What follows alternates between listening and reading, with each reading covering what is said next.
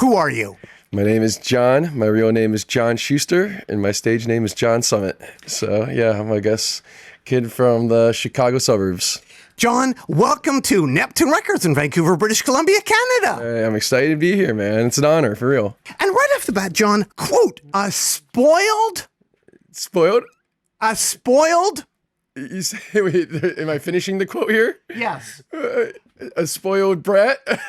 A spoiled disaster. What does that mean? Third place with Andrew Peterson. Oh, wow. Yeah, that was a short film I made in high school. How the fuck did you find that? Well, you were John Summit. We have to know. Yeah, that was back in the John Schuster days. Wow. So yeah, when I was high school, I was all into film and media. This is before I did music, which is why I love doing filmmaking and making my own videos and everything too. Damn, a spoiled disaster. Got third place. Should have been first place, but we didn't have the budget. How to be a bro. Yeah, so did that get second place or something too? Or Second place. there we go. Yeah, so I entered this film competition of best how-to video, and we made a video. So because we were kind of like just the film guys, and I wasn't like in the jock scene or whatever because I was terrible at sports, but we made like a spoof video of how to be a bro. We gotta dig that up. How the hell did you find that? Well, you were John Summit. We have to know. Yeah, true. Damn. But that was Nequa Valley, though, right? Yeah. So I was trying to imitate the jocks in school and show how to be a bro. And I forget how that video even goes. Damn. All right. You were thinking about the future. You did a Vans commercial too. Vans off the wall. Yeah. Damn. And that one was actually pretty good. I don't work with Vans now. Maybe I should. I think I manifested that a little bit. But I thought that was cool, like thinking about the future. Yeah. But yeah, I always just had a huge passion for filmmaking and media then too. So I wanted to go to film school, but obviously, you know, your parents tell you got to do business school and go into accounting and everything. So that would have been my path in another life. Now, John, the early days, Lollapalooza, you just played Lollapalooza. Yes, yeah. But some early Lollapalooza action. Thank you, Taylor and Mark, Taylor and Mark. for some early Lollapalooza action. Early Lollapalooza action. So who would Taylor and Mark be? Friends with Hot Dog. So the picture of me with my shirt off that has Taylor and Mark there. Yeah, could you please explain? One of my good friends, he's a music engineer himself right now, is Hot Dog. He's a tall guy, he's a great guy. Taylor and Mark is who I ran cross country with. And yeah, we went to Lollapalooza, and like, you know, this has been, I guess, 15 years ago, and just drinking vodka, water bottle, and having a good time. How the hell did you find their names? Well, you were John Summit. We have to know. So yeah, we ran cross country together. They were much better than me. I was more just the outcast there, but shout out Taylor and Mark. You guys are the best. What was the difference? This Lollapalooza recently versus that Lollapalooza? I mean, it's totally, it's the most different thing possible. But I think having the lens of being a fan first, understanding what fans want, and I kind of take the opposite approach of like a Rick Rubin who says you shouldn't consider the fans whatsoever. You should just do your thing. Where I think as a DJ, the whole point is reading the crowd and understanding what the crowd wants and needs. So I knew what kind of edits would work well, and I knew what worked well in the crowd for me 15 years ago. And it's crazy that records from like Satisfaction, for example, that came out in 2002, still rips in 2026. When people see you play, can they tell how you feel by the records you play? I think so. I'm a very emotive person on stage, so I think they can see the emotion through it, and it's 100% genuine. Because as soon as I stop feeling it, I'll probably just stop touring. WPGU. WPGU. 107.1, One? yes. And that's what I was curious about. What can you say about the Canopy Club? Oh my God. Wow. What's happening here? So this is probably my first time I ever headlined a show. Headline is a very strong word here because I think 2 or 3 people showed up. So this is when I went just by Summit. She just like still killing it right now. Shout out. Jaboy is the one who actually got me into, like, first taught me how to DJ, which is, oh wow, this is crazy. Yeah, I think literally 4 people showed up, and it was a true underground house music night. And this is when like no one listened to house music on college campuses and stuff. Of course, in Chicago underground clubs, but this is out in Champaign, Illinois. So, damn. Was that the Shuniverse era? Yeah. Shuniverse, yeah, was simultaneously. Shuniverse was making YouTube videos on the side. I've deleted like most of them, so only a few exist now still on the internet. But wow, yeah, this is when I was truly underground here. Your first gig, though, was it really at 7 a.m. in a warehouse at 7 a.m.? My first Chicago gig, yes, because you get the worst time slot possible. And then they also kind of knew I would bring a crowd. So we came in, like, I brought like 30 of my homies, and yeah, it was funny because it was very crackhead hours. So it was people who were clearly there from, 24 hours prior. Then we all came in, and it was a fun party. But back then I could play like whatever the hell I wanted. It was pretty fun. And where was that? That was in Chicago. I think it would have been... Because you've mentioned like the Mid. Yeah. What about the Red Lion, the Radius? I mean, that was like true like warehouse where we didn't clear it or anything. And eventually the cops come in and they bust the place. But that's like part of the event. What about the Saddle Up Saloon? The Saddle Up Saloon? In Aurora. What the fuck did I do at the Saddle Up Saloon? So, that's where my sister line danced. I don't think I ever played there. Your sister line danced? Yeah, she was more of a country girl. I was more of the crazy electronic music kid who partied on the weekends. I was also curious, did it all start right here with Shiba-san? Damn, Shiba-san, okay, legendary record. I mean, I think it's not super, super old. It came out in like 2014, but the first time I heard this live, this is like when I really fell in love with kind of the deeper or lesser known side of electronic music, because then it was big room, all like the very well known songs, and the bass line of this absolutely goes off. So I need to bring this back into my sets. Shout out Shiba-san. An early inspiration. Big time. This and the Dirty Bird sound. I mean, I saw this at summer camp in Illinois, which is a festival that doesn't exist anymore, but it just blew my mind. 506 South Washington. 506 South Washington. In Naperville. That has to be an address to something. I'm not sure quite what.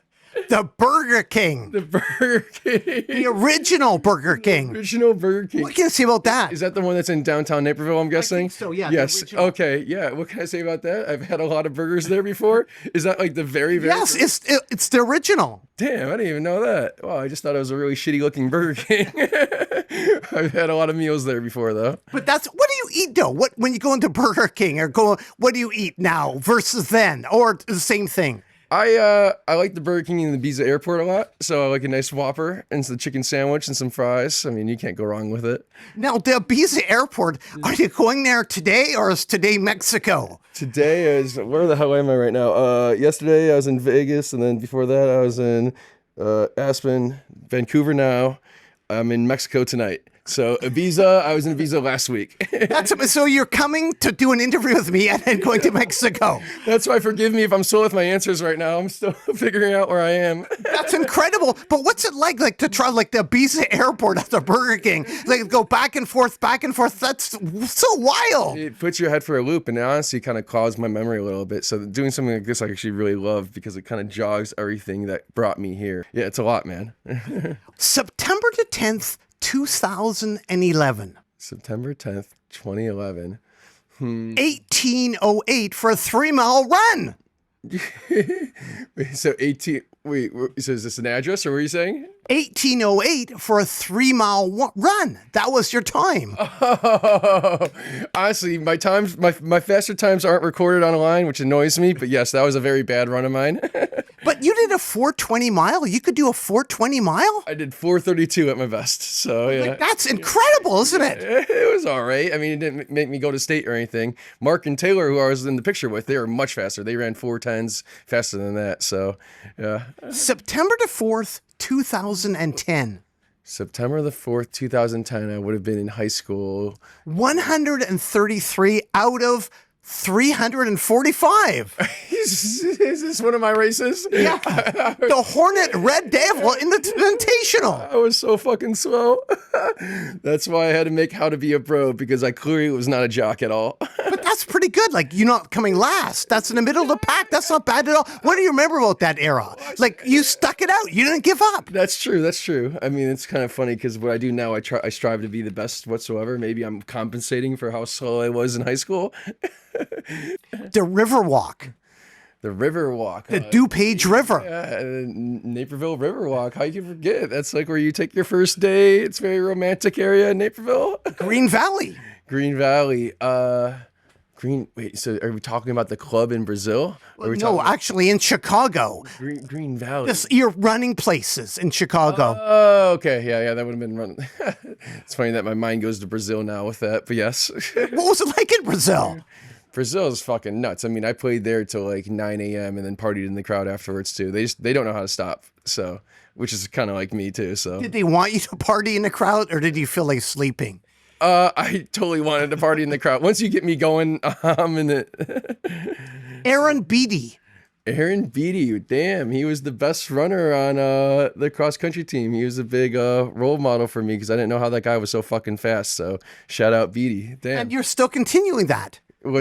You played in Vancouver, like a marathon, a half marathon. Yeah. He went to University of Washington, so it's kind of near this area. But yeah, pretty much my whole life is a marathon at this point. I mean, I did a literal marathon this year and then playing every single day. And I do think that consistency is what makes you doing the same thing for a long period of time makes you the best at something. So there's so many other amazing artists and DJs who just gave up or lost focus and lost track. And I think that's what brought me to where I am today. And 133 out of 345 ain't bad. I think the other 132 guys must have dipped out at some point. Exactly, and you're number one now. I'm still. John Summit won the race. You won the race after all these years. Oh, yeah. You're a trained CPA. Yes, so I passed the CPA exam, all 4 exams. It was absolute hell. But and I was curious, tax avoidance versus tax evasion. Well, I mean, I do a little both in my life. Baboo. But it's more tax strategies, I think the better way to say it. What would you say about that? Tax avoidance versus tax evasion. Tax avoidance versus tax evasion. Now I'm getting quizzed. I don't really know the difference. I guess evasion is more illegal, or avoidance is you kind of avoid on like me moving to Miami is tax avoidance. But you coming here at 9 a.m. is incredible. Like doing an interview at 9 a.m. Yeah, and I was up till a good 4 or 5 last night too. But that's not unusual for you in general, getting up early, because as an accountant, you got up like at 5 a.m.? Yeah, no, it's not unusual at all. I'm pretty used to it. It just, it's always rough every morning, but you power through, and by noon, you're good. And you've done sets that early too, haven't you? Like 6 a.m., that sort of stuff, really early. Oh, yeah, I mean, when I play in Miami, I get on the decks at like 4 or 5 a.m., and I'll play to 2 p.m., so yeah, it's pretty normal for me. And you lived above an ice cream shop at one time? Yeah, that's where I lived in Chicago in Logan Square, yeah. What was that like? It was cool. It was a nice little chill place, like just as big as this room right here, and I kind of liked it. It was nice and cozy. What are some parking lots in Chicago? You know all the parking lots in Chicago, don't you? I'm not a big parking lot guy, but I did like go to play shows in parking lots and go to shows in parking lots. But listening to music in parking lots. You spent a lot of time listening to music. Yes, yeah. So the way because I never had a studio. I didn't even have a studio till basically last year in Miami. Is that I would test all my records in my car and doing the car test, which I highly recommend for all producers. And what's that? So that's when you make your record, then like, because you're always in your headphones in your head, but when you listen into a casual setting, like in your car, which is basically how everyone else is going to listen to it, that's how you can tell if it actually sounds good. And maybe invite someone in the car and play the song, be like, you fuck with this, and hopefully it's a very honest friend and not a friend that's just going to gas you up. What parking lot should people go to in Chicago? What parking lot? Or do you remember what place for the John Summit vibe? I don't remember the exact parking lot I was in. Any parking lot works. John Summit, I have a gift for you, yes. A Ron Hardy record. His dancers complimented you. Ron Hardy's dancers. No way. Damn. That's a huge honor. Wow. Yeah, he DJ'd with reel-to-reels, etc. Like Mike Dunn. Mike Dunn's a fucking legend. I played with him back at the Mid, but when that was still an establishment. Yeah, what can you say about that? So he has some of the coolest vocals on records. They're very raunchy, which I'm a big fan of. And I found, especially on Defected, he has a bunch of acapella packs. So his DJing is next level. Actually, I wanted to ask you too about this, the percolator. What can you say about the percolator? So the Percolators are probably, in my opinion, the most iconic Chicago house record ever. This is like what I listened to when I was in 3rd grade. It's time for the percolator. Even when you're grabbing your calculator, you'd be like, it's time for the calculator. And that's DJ Green Velvet. Yes, so this is when he was Cashmere. So Cashmere, then Green Velvet's his other stage name, but Curtis is a big-time mentor of mine. He's a fucking legend right here. I've never seen this cover as his. This is pretty fucking funny with his shirt off and everything. Damn, but I think every DJ plays an edit of the Percolator, so it has to be one of the biggest house records ever. And you've played with them too. Oh yeah, plenty of times. Yeah, we closed EDC together. He's been a big mentor of mine. I've remixed his record Shake and Pop. I've tried some collabs, but yeah, he's a legend beyond legends. Marshall Jefferson. Russell Jefferson is the fucking man as well too. Move Your Body is a fucking huge record. Damn, you're quizzing me on all the Chicago guys right now. Yeah, and he's still super active right now as well. And Paul Johnson, rest in peace. Rest in peace. Get down. I played a party with him at a 420 party. And so that was kind of the last party I played with him before he passed away. So very sad scenario, but he's the fucking man as well. Gene Ferris. Gene Ferris, first guy to put me on in Chicago, Ferris Wheel Records. Saw him play. My first single release was called Touch Me. And I saw him play it at the Mid, and that actually is what inspired me to really keep going as a DJ. So shout out Gene. He's still super active right now. He's a homie. And Ron Carroll, rest in peace. Ron Carroll, rest in peace. And that's a recent one, which really hurts. And he was a legend beyond legends, too. These are all the Chicago house legends, aren't they? Exactly. Just like John Summit. I'm trying to get there. It's going to take me many decades to even be in the conversation with those guys. What is the hot tub effect? The hot tub effect. How the hell would you know? So the hot tub effect is when you have a few drinks in a hot tub, and then when you get out, you feel double wasted because I think you're like dehydrated from being in the tub for a while. So yeah, we got a hot tub at my parents' place. So a few whiskeys in there, you get out, you're like, the hot tub effect. And people have watched you from a hot tub, right? Yeah, so was this during 2020 during COVID, I'm guessing, when I did like live streams and shit from the hot tub? Yeah. And also when you play live, people are in hot tubs, aren't they? Watching you. What's it like playing to somebody in a hot tub? Who's in a hot tub? I guess when I play in Vegas, I guess there's a pool, and that technically was a hot tub. Yeah. What's that like? Well, yesterday I played in Vegas. Yesterday is 116 degrees. Well, you played in Vancouver yesterday. Yeah, and Vegas. So 2 gigs in one day? Oh yeah. And then Rosarito, Mexico tonight. But so yeah, I played in Vegas to 5 p.m. and then I got on the decks here at 8 p.m. So I literally got off the decks and I ran to the plane, got off the plane, ran from there. So yeah, that was quite the marathon yesterday. But in Vegas, so it might have been some hot tub action. Oh, big time hot tub action. Yeah, I want to go in those waters though. It's some things go on in there. But in Vancouver, it was associated with like a half marathon, wasn't it? Yeah, it's kind of the opposite. They all ran a half marathon before. It was a nice, gentle crowd, but they had a ton of energy though, so it was awesome. What kind of people are behind you? How many people do you allow behind you when you perform? So when I do like big shows and arena shows, festivals, I don't have anyone behind me at all. But when I play clubs, I honestly get like bored if I'm just up there by myself. So I like to have a bunch of people and have a party. And the whole reason why I got into DJing is like throwing parties and bringing people together. So it's very awkward being on a stage up there by yourself. So how many people is how many people the room can fit, really. Well, is there a limit? Is there a limit behind you? I mean, there should be, because the stage almost collapsed in Chicago last weekend. So the limit is literally is how many we can have in there. Until they start, bumping into me and knocking over drinks and shit, then that's when the limit's reached. But there's always room for an orchestra. Yeah, not always, but sometimes. I really feel like bringing it out because I like to add musicality in my music. So I, obviously, because some people see DJing as just, decks and not with the live instruments and everything. But that is how it's actually made. And one day I want to do a full live instrument tour, but got to get all this other touring done first. But you had an orchestra on stage. Yep. Can you explain about that just quickly? So basically I had to turn my music in Ableton, take the MIDI and all the tracks and turn it into sheet music, and then hire a local orchestra to work with and make the records. And then, perform it live together. So yeah, it's pretty epic. It was fun. How many team members do you have now versus the old days? Like you mentioned, you showed up in Vancouver and everything was ready. Like how many team members now versus the old days? So, I mean, it was just me from basically 2016 and 2019. And then I had two people with me. So it was a 3-man team basically until 2020. I guess 4 if you include videographer as well too. And then now, fuck, I mean, we're in the hundreds. Because just because of my record label, then the merch, and then putting on the events, the decoration, the performers, and then just all the logistics and everything too. Stage manager, the lighting, lasers. Yeah, it's a lot. And Tori, can you stand up, Tori? Can you please explain? Oh, who's that right there? Who are we looking at? Tori's a tour manager. She also heads merch for us. And how many people do you think we have on the team at this point? For our bigger shows, upwards Get of close to the mic. on our bigger shows, upwards of like 180, close to 200. But for Vegas, I mean, it was just 3 of us, so it goes. There's such a wide range. Tori, what can you say about John Summit? John Summit, my boss, the coolest boss in the world.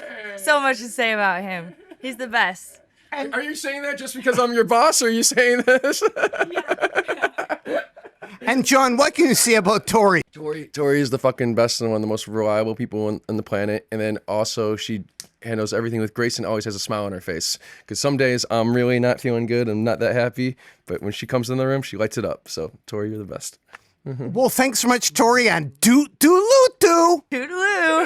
So like Aspen, then Vegas, Vancouver, now Mexico. Have you ever got the IV thing? I do that pretty often, to be honest. Yeah. What's that like? So, I mean, it's just hydration, though, at the end of the day. And it's a bunch of, I don't know, science bullshit that I don't know if it's true, but it makes me feel good about myself. So I do it. And what about taking off your shirt? Do you have any like tips for that, for not burning in the sun? Like you take off your shirt, how do you not burn? My shows are at night, so I'm pretty good. And I got a nice little Ibiza tan going right now, so I'm doing all right. Never daytime shows? No, I mean, Vegas, that was too hot, so I'm not doing that. It's not a planned thing in my set, but I sweat a lot on stage, so... The exact opposite. You played Whistler where there were heaters on stage. Oh yeah, that one was fun. Yeah, What was that like, having heaters on stage?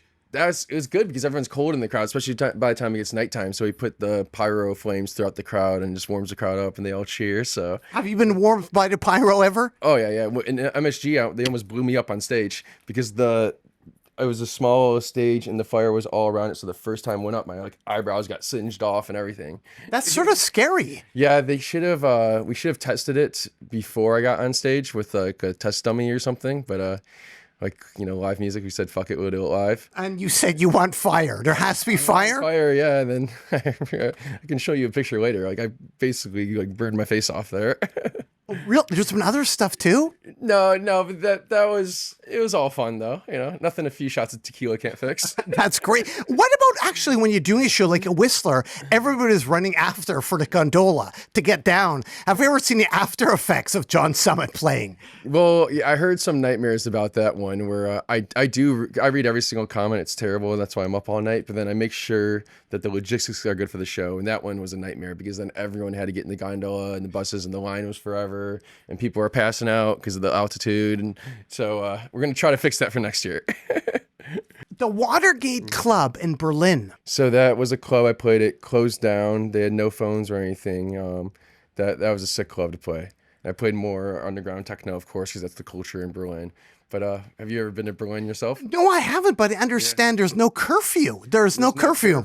And they're very strict at the door, too. So if you walk up speaking English, they're just going to think you're a dumb American or something, and they're going to deny you. So I've been denied at many clubs in Berlin, but I've also gone in many. Well, how do you know when to stop if you're DJing, if there's no curfew? Like, how do you know when to stop? How does John Summit know when to stop? So I stop whenever I feel like I'm about to literally physically pass out. Because the last time I played Space, luckily I had a manager there with me. I basically had to be carried out by the end of the set because it was like 10 hours in, and that's not even from drinking or anything too, just from pure exhaustion. So yeah, it's basically you just keep going till you can't. So the people still want stuff, but you're like, I can't do anymore. Yeah, when then everyone starts booing, they're like, boo. And you're like, fuck, like I literally would keep going if I could. So, John, here we are in Vancouver, British Columbia, Canada, on to Mexico next. Yes. But when I think of Canada, quote, delirium, Oh, yeah. Sarah McLachlan, Of course, legendary. and John. It's John Summit John remix. Summit. Yeah, so it's an absolute honor to remix that record. The first big remix was Tiesto when he went by DJ Tiesto. And that video of him playing in an arena was kind of one of my big inspirations that you can take DJing to that big of heights. So it's an honor to be able to have my own spin on it. I made it just as a fun little edit for my set, so the fact that it's actually released is awesome. And it's Canadian content, delirium and Sarah McLachlan. Yeah. And John Summit. Oh, yeah, so I guess am I an honorary Canadian now? Kind of. I'll take that. And we're here at Neptune Records. Are you looking for anything at Neptune? Are you looking for anything in general? I'd love to find a classic dance record from either the 80s or 90s. So it'd be cool to browse through here, but they got a little bit of everything. Is there a specific genre or style that's known for here? Well, we'll take a look. Okay, hell yeah, I'm down. So we got a lot of options here. Got the Butthole Surfers, one of the best band names of all time, maybe the best band name of all time. Ooh, what else we got? Beach Boys, honestly might be my favorite band of all time, and they definitely made the best record of all time, Pet Sounds. I already have a couple of copies of this, but might as well have a third. Beach House is actually one of my favorite bands ever, too. I don't know if there's any records, though. Let me see. Oh, we got Devotion here. Fuck yeah. Beach House is actually a huge inspiration of mine. Saw them at Pitchfork in Chicago when that was still a festival. It's where they host Arc Music Festival now. But I'm very inspired by the synthwave sound, and I kind of want to go with that sound myself for my next album. So this is definitely going to be a keeper right here. I mean, this whole area is fucking awesome for me because Aphex Twin, absolute fucking legend. I think every electronic producer is inspired. Especially with how creepy his face is on all the covers too. It's so iconic. Especially the picture of him with the big boobs, classic cover. Alt J Animal Collective. Saw them at Mammy on the Beach in 2014. This is actually one of my favorite bands in high school. For that show, I convinced all my friends to go to the show, and they played such a weird, eclectic set that scared everyone away except for one of my buddies. So I didn't convince my friends on Animal Collective after that, but I actually don't have a record by them, so I'm definitely keeping this. All right, let's see what else we have over here. Got a lot of classics. Elvis, of course. It's my grandma's fave. He was the originator of shaking his hips on stage. They would lose their mind if he took his shirt off too. Some more oldies over here. Nothing too... It's a sick collection here. CDs, I don't even know where to start. That's tough. Punk and metal.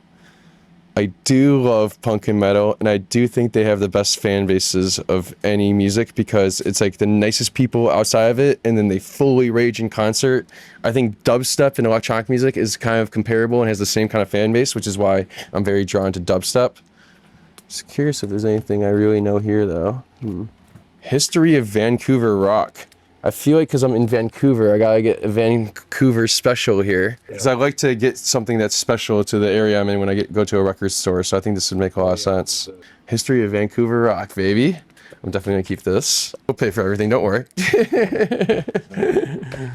Turnstile, they're awesome right now. Funk.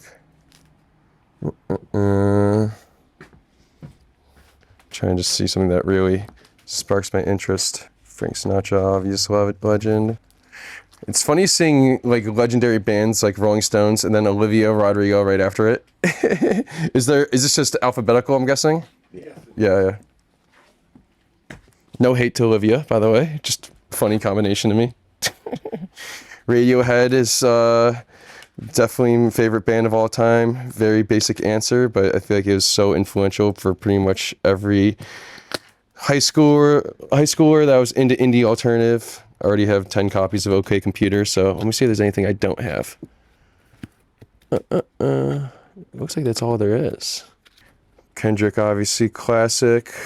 Saw him at Pitchfork in 2012 before anyone knew who he was, so that's It's always fun seeing an artist before they blow up. It's like all my original fans who hate me now that I'm huge, and they're like, I remember when I saw him for 300 people. I get it. I'm the same way. Death Grips Classic. I think they're the ones who inspired Yeezus. Kanye is obviously a huge inspiration for me. Trying to think of something that's really... Prodigy. I did a Prodigy edit last night. Is there any other area I should browse at all? Is there a metal record you recommend? Because I'm a fan of the scene and I love going to the shows, but I'm not super cultured in it because my friends mostly are. Good choice for you. For when I have a very tough tour and I come back home and I just want to rock the fuck out. I mean, you can always go with the standbys, like you get your Metallicas, your Slayers. That's true. Yeah, I mean, Mastodon are an amazing band. Yeah, so when the Tomorrowland main stage burned down last year, I don't know if you saw that at all. Yeah. But then, so then they were able to get Metallica's tour rig to come and replace it. That's right. Yeah. So Metallica literally saved Tomorrowland. So big shout out to Metallica. Yeah, we'll grab a Metallica record. Why not? Is it here? It should be. Which one do you think stood the test of time the best? That first one, Ride the Lightning. That Yeah, album absolutely rules. And it's remastered too, because their original mix and masters were garbage. All right, Metallica, Ride the Lightning. I think that's closing it out for me. I think I got enough records here. Well, John, anything else you'd like to add to the people out there at all? Anything else I'd like to add? Not much. I mean, I'm having a good time doing what I'm doing, and I appreciate all the support from everyone out there. And I really appreciate you doing your research. Like these questions I haven't heard in forever, and some of these names and stuff. So this was a fun blast to the past for me. Oh, well, thank you very much. I really appreciate that. Yeah, of course, man. Thank you. Why should people care about John Summit? Why should people care? Why should people care? I mean, I mean, if you fuck with the music and you have a good time and you want to like have a good time at a show, but I mean, I'm at this point where I don't really care about gaining new fans and stuff. So if you don't fuck with it, doesn't matter to me. So yeah, if the music resonates with you, I think that's why you should care, I guess. Well, thanks so much, John Summit. Keep on rocking in the free world, Yes, sir. and do. Let's go, baby. Almost do. Do. Yeah. Let's go. Am I posing here?